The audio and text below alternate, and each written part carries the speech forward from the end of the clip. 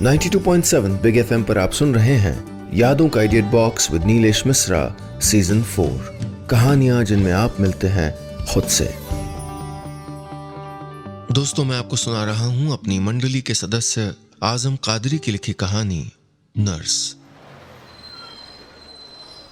Madam जी, stop आ गया। Bus conductor कांच की खिड़की पे 5 का सिक्का जोर से मारते हुए चिल्लाया। टिमसी की लगी हुई नींद खुली तो देखा जामिया मोड़ का बस स्टैंड आ गया था। काफी देर अपने हाथ पे गाल टिका के सोने की वजह से इकट्ठा पसीना पोंछते हुए टिमसी फटाफट उतर गई। बस से उतरते ही रिक्शे वाले अपने रिक्शे की घंटियां बजाते हुए सवारियों को बुलाने लगे। आंखों में देर की भराई नींद आसानी से नहीं टूटती। फिर सारा दिन काम करके टिमसी का शरीर भी थक गया था। मन हुआ कि रिक्शा कर ले, पर अगले ही पल लड़की वाले मन ने उसको आवाज लगाई। रिक्शे के किराए वाले 10 रुपए में 10 रुपए और मिला के सब्जी आ जाएगी। टिमसी उबासी लेती हुई पैदल ही अपने कमरे की ओर चल दी, जो यहां से तकरीबन 15 मिनट की दूरी पे था। सड़क के दाईं तरफ चमकती रेस्टोरेंट्स और पब्स की हीलियम लाइट और बड़ी बड़ी गाड़ियों से उतरते नौजवानों और उनकी बाजू पकड़े नाजुक सी लड़कियों को टिमसी की नजरें रोज नजर लगाया करती। दिल्ली भी अजब ही शहर है। सड़क की दाईं तरफ विदेशी कंपनियों के बड़े बड़े पिज्जा कॉर्नर, होटल्स, 400 रुपए की कॉफी वाला इलाका है, तो वहीं थोड़ी ही दूरी पे सकरी गलियों से गुजरती हुई एक ऐसी कॉलोनी है जहां कम आमदनी वाले लोग 3-4 हजार के भाड़े पे कमरा लेके रहते हैं। उसे याद है 2 साल पहले जब वो दिल्ली शहर आई थी तो सोचा था कि एक दिन वो भी छुट्टी वाले दिन इसी तरह सज धज के निकला करेगी। पर जल्द ही उसे समझ में आ गया था कि कम आमदनी वालों के लिए बड़े शहर सिर्फ एक मीठे सपने की तरह होते हैं, जो पूरा होने की आस लिए रोज ख्वाब में आते हैं। बस खैर, तमाम ख्यालों को फेंक के टिमसी ने अपनी गली में जाने के पहले परचून वाले गुप्ता अंकल को 20 रुपए निकाल के दिए तो बिना कहे ही गुप्ता अंकल ने आधा लीटर वाली टोंड दूध की थैली टिमसी को थमा दी। रोज वाले ग्राहकों से कुछ पूछने की जरूरत नहीं पड़ती। बचा हुआ 1 रुपए का सिक्का जब अंकल ने टिमसी की ओर बढ़ाया तो उसने टोका, अंकल ये तो 1 रुपया है। दूध महंगा हो गया मैडम, कर्कश जवाब मिला। कब से? अरे कल ही से हो गया, मैं तो आज ही पैसे लगा रहा हूँ, गुप्ता जी ने नमकीन चबाते हुए जवाब दिया। हथेली में रखे सिक्के को देख के टिमसी को लगा जैसे वो भी दम तोड़ देगा। महंगाई के जमाने में 1 रुपए की कौन सोचता है, लेकिन नर्स का पेशा कर रही टिमसी को सोचना पड़ता था। 6,000 की तनख्वाह में होता ही क्या है। थोड़ी सब्जी और एक सूखी हुई मछली खरीद के टिमसी अपने कमरे की सीढ़ियां चढ़ने लगी। अभी उसने अपने कमरे की लाइट जलाई ही थी कि डॉक्टर स्नेहा का नंबर उसके मोबाइल में बजने लगा। आई नो टिमसी, it's not your duty time, but bed number 16 का पेशेंट बहुत रो रहा है, हो सके तो तुम आ जाओ। कौन, जूही? टिमसी को 4 साल की जूही का चेहरा याद हो आया। 92.7 बिग एफएम पर आप सुन रहे हैं यादों का idiot box with Nilesh Mishra season 4। कहानियां जिनमें आप मिलते हैं खुद से। दोस्तों, मैं आपको सुना रहा हूं अपनी मंडली के सदस्य आजम कादरी की लिखी कहानी नर्स। इस कहानी में अब तक आपने सुना, नर्स की नौकरी करने वाली थकी हुई टिमसी अपनी ड्यूटी खत्म करके आई ही थी कि अस्पताल से फिर फोन आ गया। उसको वापस जाना था। अब आगे।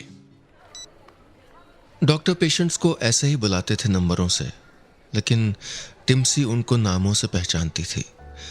Bed number 10 miss Gulati, bed number 11 रोशन अली, 12 भोलानाथ, वगैरह वगैरह। पर 16 पे मिस बेनारे की जगह 2 हफ्ते पहले आई जूही को सब जान गए थे। सारा दिन पटर पटर बोलने वाली उस लड़की के सवालों का जवाब देना जितना मुश्किल था, उतना ही मुश्किल था उसको चुप कराना। वैसे तो जूही रोती नहीं थी, लेकिन अगर कभी रोना शुरू कर दिया तो चुप कराना भी उतना ही मुश्किल था। न जाने क्या था कि वो टिमसी के अलावा किसी और से चुप होती ही नहीं थी। अभी 2 हफ्ते पहले की तो बात है जब जूही बस आई ही थी। टिमसी की ड्यूटी थी उस वार्ड में। अपनी दवाइयों की ट्रे और चार्ट लेके जब वो बेड नंबर 16 पे पहुंची तो देखा बेड एकदम खाली था। इधर उधर देखने पे भी जब कोई नहीं दिखाई दिया तो उसने धीरे से पुकारा, बेड नंबर 16, बेड नंबर 16। जी आया दीदी, पीछे से एक अधेड़ ने आवाज दी थी। टिम्सी ने मुड़ के देखा तो कुर्ता पायजामा पहने एक दुबला आदमी अपने हाथों में सेबों की थैली लिए खड़ा था। आपको किसने कहा था बाहर जाने को? कोई साथ में नहीं है क्या? और पेशेंट वाले कपड़े क्यों नहीं पहने आपने अब तक? टिम्सी ने थोड़ा गुस्सा होते हुए कहा, दीदी हम पेशेंट के पापा हैं। पेशेंट तो हमारी बच्ची है जूही। दूर दराज से आया हुआ कोई ग्रामीण रहा होगा, वरना अपने से आधी उम्र की टिम्सी को डरे हुए लफ्जों में दीदी और कौन कह सकता था भला। पर तुम्हारी बच्ची है कहाँ? टिम्सी के कहने पे ग्रामीण के माथे पे लकीरें उभर आईं।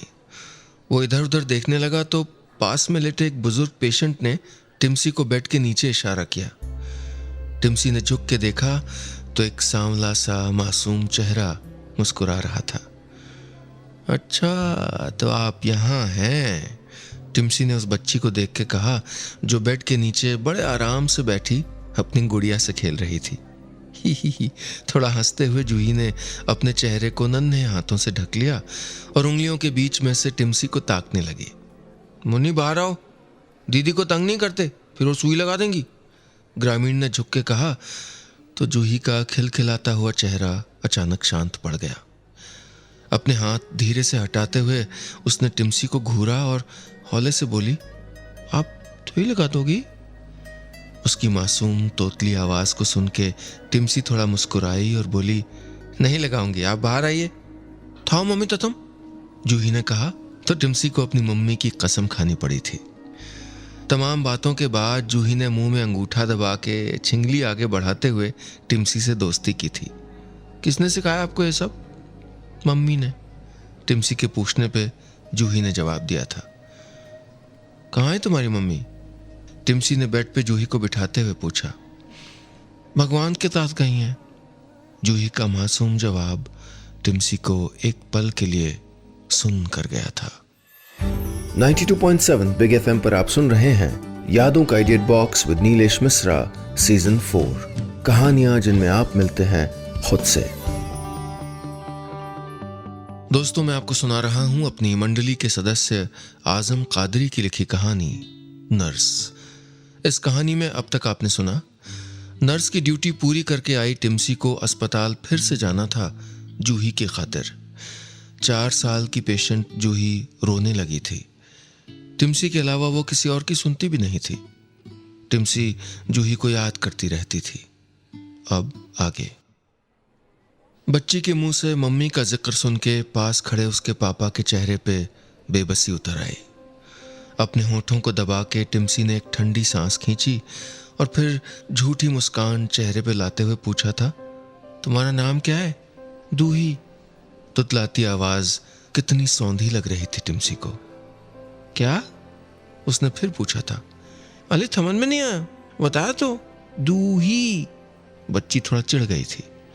शायद हर कोई उसकी तुतली भाषा से खेलना चाहता होगा। कितनी जोर से हंसी निकल पड़ी थी टिम्सी की।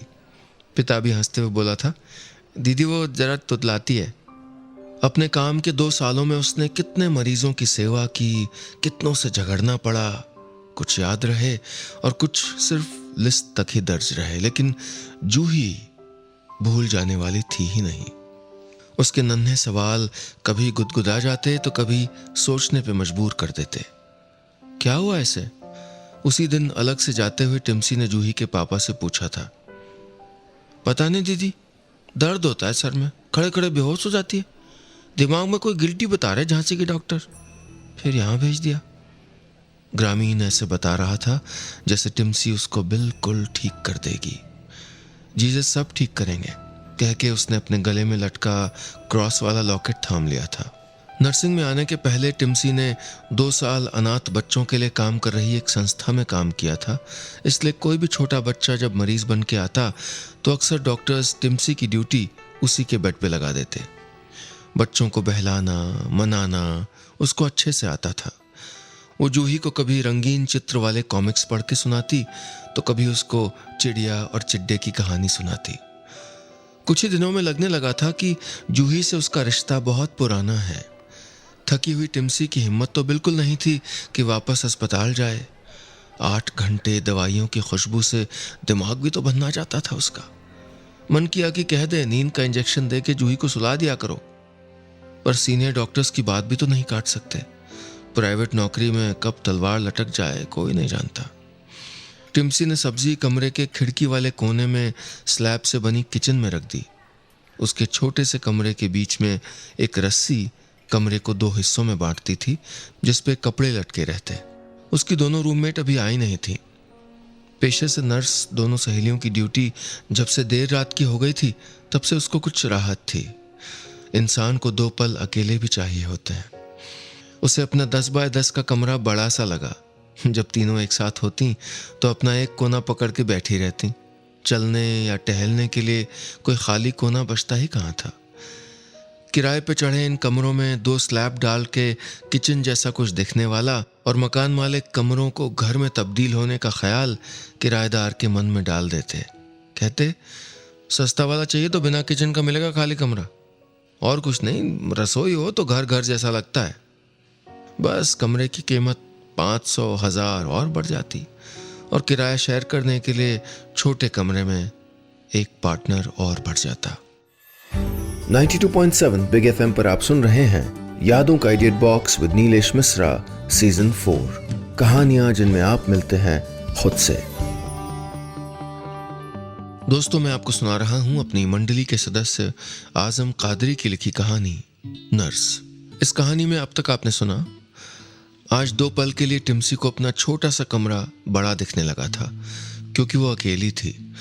2 और रूममेट्स आ जाती तो कमरे में 2 कदम चलने की भी जगह नहीं बचती थी, पर किराया कम करने के चक्कर में पार्टनर्स को रखना मजबूरी थी। नर्स टिम्सी आज अकेले बैठ के न जाने क्या क्या सोचती रही। उसको अभी वापस अस्पताल भी तो जाना था। अब आगे टिम्सी मुंह धोने के लिए बढ़ी और वॉश बेसिन के ऊपर लगे बल्ब का बटन ऑन किया।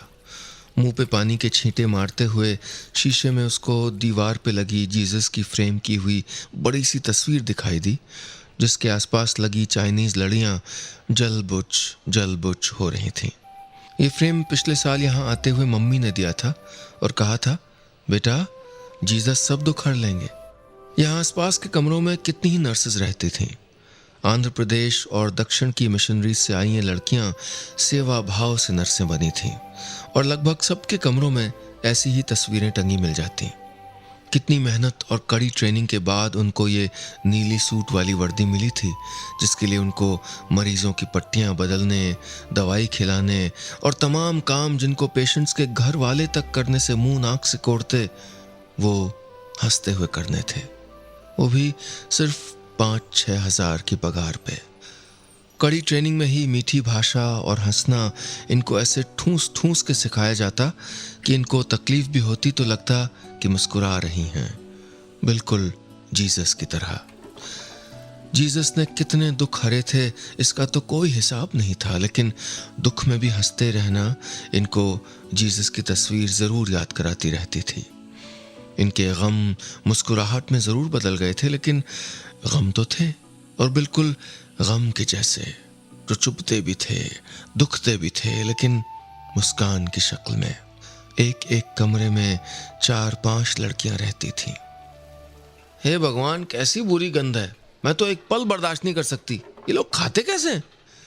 पड़ोस वाली गुप्ता आंटी ने अपनी खिड़की से आज फिर चिल्लाना शुरू कर दिया। छुट्टी या छोटी मोटी पार्टी के वक्त जब भी नर्सों के कमरे में सूखी मछली बनती तो गुप्ता आंटी की तीखी जबान मछली की गंध से ज्यादा महक उठती। टिम्सी का ध्यान उस सूखी मछली के पैकेट पे चला गया जो वो अभी अभी खरीद के लाई थी। हर जगह का अपना अलग अलग खान पान होता है, पर इन लड़कियों के साथ तो मजबूरी भी थी। केरल या दक्षिणी इलाकों से आने वाली ये नर्सें अपने अपने घरों से बोरी भर सूखी मछलियां भर लाती। इनके घरों में यही पैदा होता था, फिर थोड़े बहुत पैसे भी बच जाते थे, वरना कौन गालियां सुन के इनको बनाता। गुप्ता आंटी बरसती रहीं और टिम्सी वापस अस्पताल जाने के लिए हिम्मत बटोरती रही। अभी टिम्सी जाने के लिए तैयार हो ही रही थी कि उसकी रूममेट जेनी बर्नार्ड अचानक पीछे से उछलती हुई कमरे में आई। तो अभी कैसे आ गई? तेरी तो ड्यूटी थी। टिम्सी इसके अलावा कुछ और पूछ पाती कि उससे पहले जेनी ने पूरा गुलाब जामुन टिम्सी के मुंह में डाल दिया और चहकने लगी। टिम्सी, मुझे गल्फ वाली जॉब मिल गई। पता है पूरे 2 घंटे इंटरव्यू चला यार। बस इस हफ्ते तक वीजा मिल जाएगा and Jenny will fly to Qatar. कितनी खुश थी जेनी आज, जैसे विदेश में नर्स की नौकरी का लेटर नहीं, किसी कैद से आज़ादी मिल गई हो। अब तो लड़कियों ने ट्रेंड बना दिया था कि 2 साल कितनी भी बुरी हालत में काम करने का एक्सपीरियंस ले लेती और गल्फ के लिए ट्राई करती रहती। वहाँ नर्सेस की अच्छी खासी मांग भी थी और कम काम में मज़ेदार पैसा भी। विदेशी नौकरी के लिए अप्लाई तो टिम्सी ने भी किया था, पर ज़्यादा कोशिश नहीं की थी।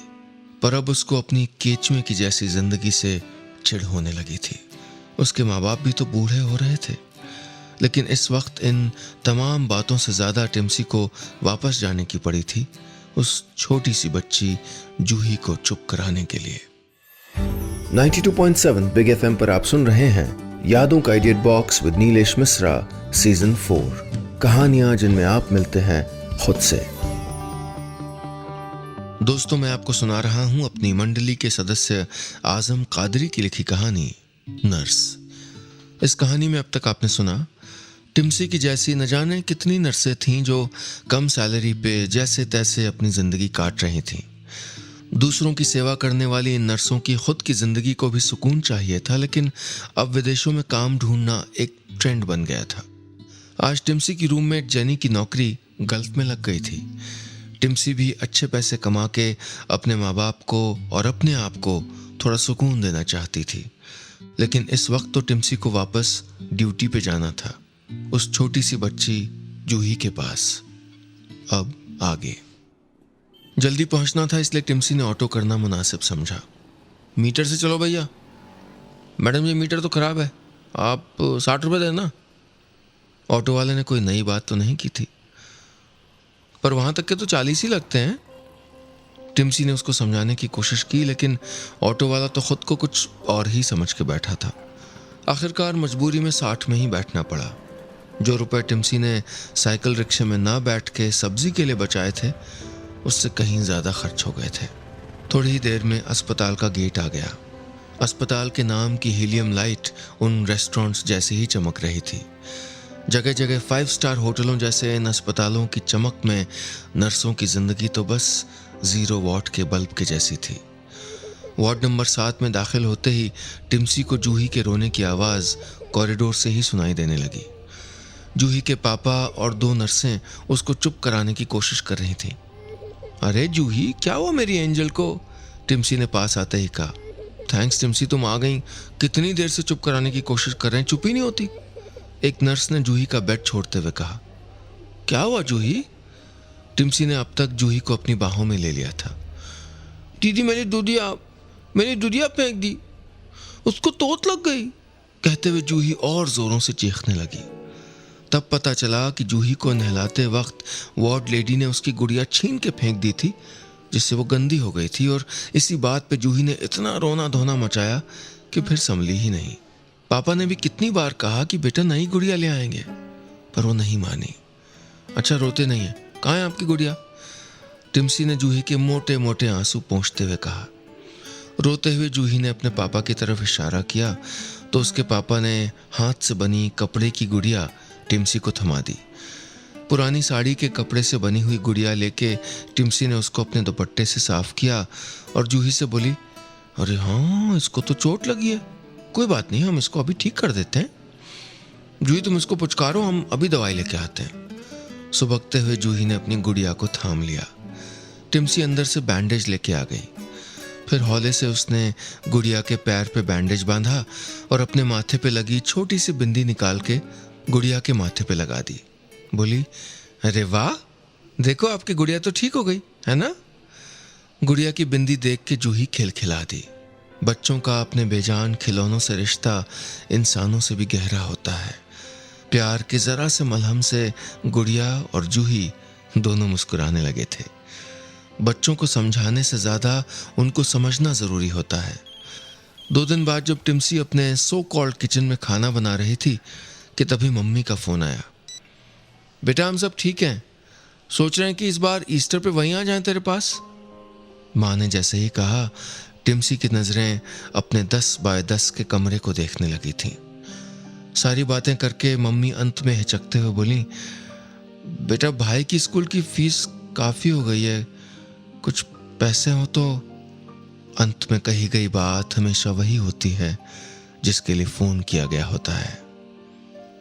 कुछ ही तो पैसे होते हैं जिनसे घर वाले बहुत कुछ की उम्मीद लगाए रहते हैं। बहुत कुछ तो करना था टिम्सी को। कब तक जिंदगी यूं ही 10 बाय 10 के कमरे में कटती रहेगी? 92.7 बिग एफएम पर आप सुन रहे हैं यादों का idiot box with Nilesh Mishra season 4। कहानियां जिनमें आप मिलते हैं खुद से। दोस्तों, मैं आपको सुना रहा हूं अपनी मंडली के सदस्य आजम कादरी की लिखी कहानी नर्स।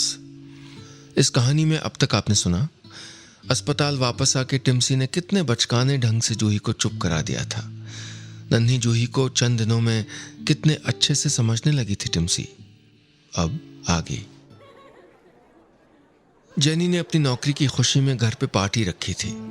आसपास की सारी नई पुरानी नर्सें टिम्सी के छोटे से कमरे में ठुस ठुस के कोला और चिप्स खाते हुए अपनी भाषा के गीत गा रही थी। तू देखना वहां अगर मेरे लिए कोई नौकरी हो तो। कमोबेश बारी बारी से सब ने यही बात कही थी जेनी से। सुन, खीर बच गई है, चल अंकल के यहाँ फ्रिज में रखाते हैं। पार्टी खत्म होने के बाद जेनी ने टिम्सी से कहा तो टिम्सी का मुंह बन गया। कभी कभी गर्मियों के दिनों में दूध या खाना बच जाता तो जेनी टिम्सी को मकान मालिक के यहाँ फ्रिज में रखने भेज देती थी। अंकल हंसते हुए फ्रिज में जगह नहीं है कह के बहाना बनाते, फिर कहते रुको अच्छा देखता हूँ। जरा से एहसान देने के चक्कर में कितना चेप हो जाने की कोशिश करते थे। टिम्सी को बिल्कुल पसंद नहीं थे वो। लड़कियों का अकेले रहना आसान काम नहीं होता।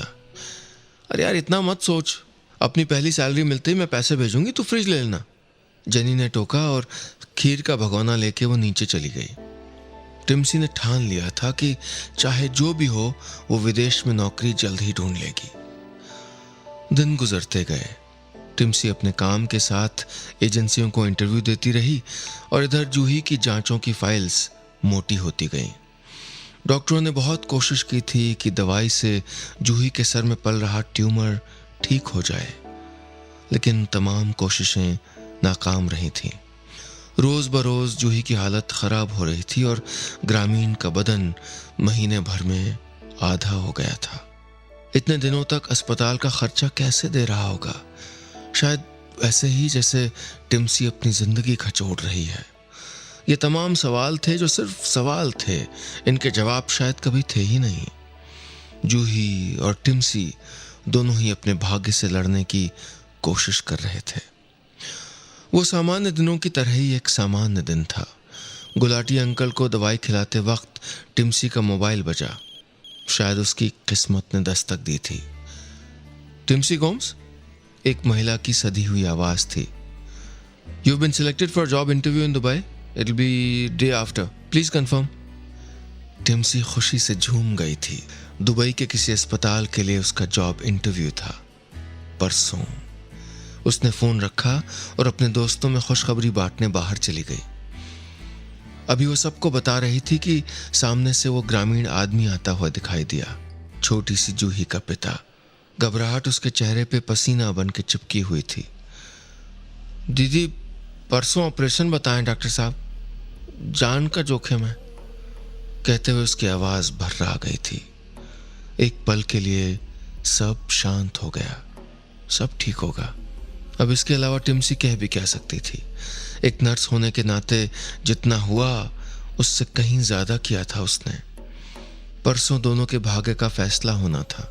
टिम्सी पहली बार आज चर्च में खड़ी दुविधा में थी कि पहली विश किसके लिए मांगे। खैर, कल बीता और परसों आ गया। उधर जूही को ऑपरेशन वाले कपड़े पहनाए जा रहे थे और इधर टिम्सी अपना इंटरव्यू दे रही थी। इंटरव्यू अच्छा रहा। टिम्सी को 2 दिन बाद ही उड़ के हफ्ते भर की ट्रेनिंग के लिए दुबई जाना था। इसका पूरा खर्चा कंपनी कर रही थी। टिम्सी ने माँ को बताया तो वो खुशी से झूम उठी। जीसस ने उनकी सुन ली थी। उसी शाम जब टिम्सी अस्पताल पहुंची तो डॉक्टर ने बताया उसका एक ऑपरेशन और होगा, तब पता चलेगा कि जूही का सही हो पाना कितना संभव है। फिलहाल कुछ कह नहीं सकते। इस वक्त उसका बहुत ध्यान रखना पड़ेगा। ज़रा सा रोना धोना भी दिमाग को नुकसान पहुंचा सकता है। हो सके तो तुम ज़्यादा से ज़्यादा वक्त देना टिम्सी, ये तुम्हारा कहना मानती है। टिम्सी ने देखा दिन भर फुदकती रहने वाली जूही खामोश बिस्तर पे लेटी है। टिम्सी को लगा कि जूही कह रही हो, दीदी सुई तो नहीं लगाओगी? पर सुई तो इस वक्त किस्मत ने लगा दी थी। टिम्सी की आंखों में आंसू आ गए। काश वक्त हमको एक साथ दो जगह रहने की ताकत दे पाता। टिम्सी ने अगले दिन ही एक सुंदर सी गुड़िया खरीद के जूही के लिए छोड़ दी और खुद एक परिवार छोड़ के अपने सगे परिवार की खुशियां खरीदने बहुत दूर चली गई थी, ये सोचते हुए कि जीसस सबके दुख हर लेंगे। हमेशा जीवन बलिदान की गाथाओं से भरा नहीं होता। बस इतनी सी थी ये कहानी।